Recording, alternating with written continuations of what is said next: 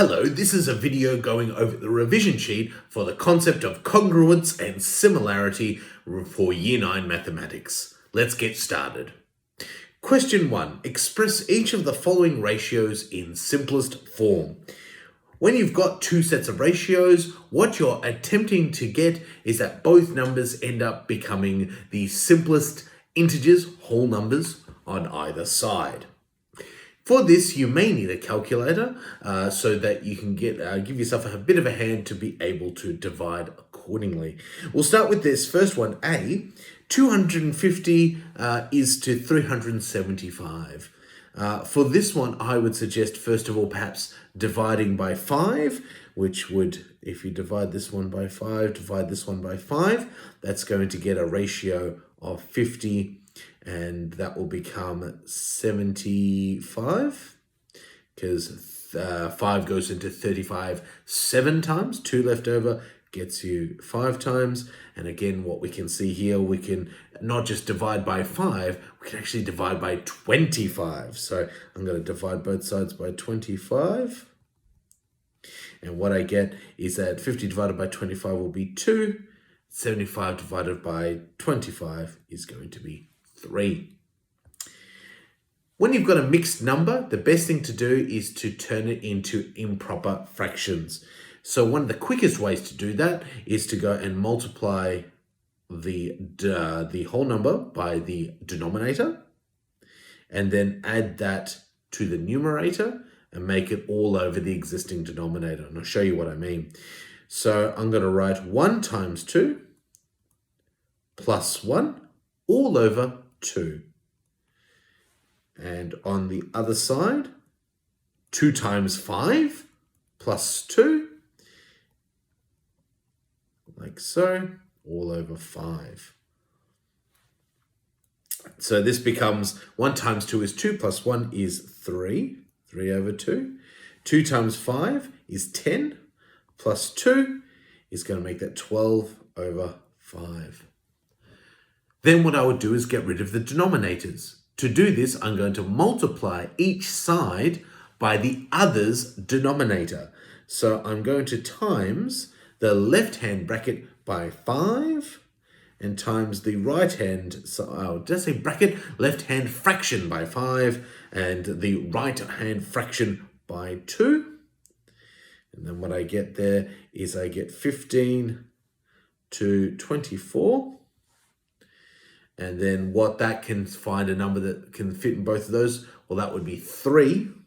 So if I divide this side by 3, divide this side by 3, and I get a 5 to 8 ratio. The next one along, 1.5 to 2.7. When you've got a decimal, what I would suggest you do is move the decimal points along to the right until both numbers become a whole number.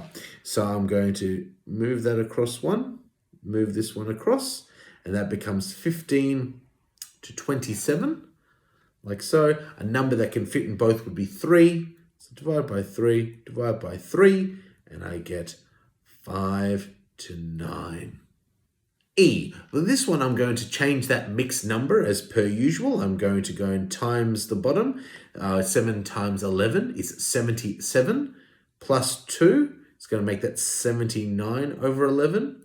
And when you've got a whole number, if I want to express that as a fraction, so I have two fractions the same, that's the same as writing 3 over 1.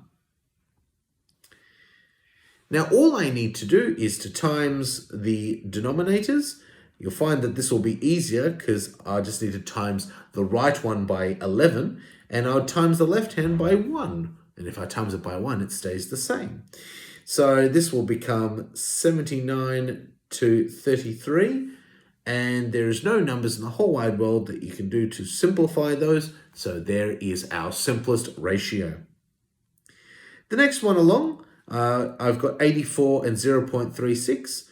I'm going to start by moving those decimal points along, so I get 84 and 3.6. I still have a number that's a decimal, so I'm actually going to move the decimal point one more over on both sides. Now you'll notice, but hang on, where did that decimal place go on the left-hand side? Well, when I move it, what I'm basically doing is I'm putting another 0 at the end. and that's going to be 840 to 36. Now, why is that? Because essentially that 84, when I move those decimal points to the right, what I'm doing is I'm timesing it by 10. That's what I'm doing. Or, if you like, I've got 8.4. When I had 8.4, that's the same as writing 8.4000000. And all I'm doing is I'm moving that decimal point here, then moving it once more, and thus I'm getting 840. Now that I've got my two numbers here, 840 and 36, what I'm going to do is divide them. I'm going to start by dividing both by 3. 840 divided by 3 is going to make that 600 and no, it's not going to do that at all. That will be 8 divided by 3. How many times can 3 fit in there? I'll fit in then twice. So twice and 2 remainder, so it should be 280. And then 36 divided by 3 is going to be 12. And then we can divide both by 2. In fact, we might be even be able to divide both by 4. Yes, you can. We'll divide both by 4 because that's going to make 280 divided by 4 is going to make that 70. And that's going to make this 3.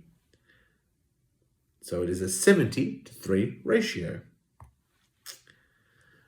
And the last one with mixed numbers here, again, we're going to convert both of these. So 3 times 3 is 9, plus 2 is going to make that 11 over 3. 2 times 5 is 10, plus 3 is going to be 13 over 5. And so if we multiply this side by 5 and this side by 3, we will get 55 to 39. And we cannot simplify that any further.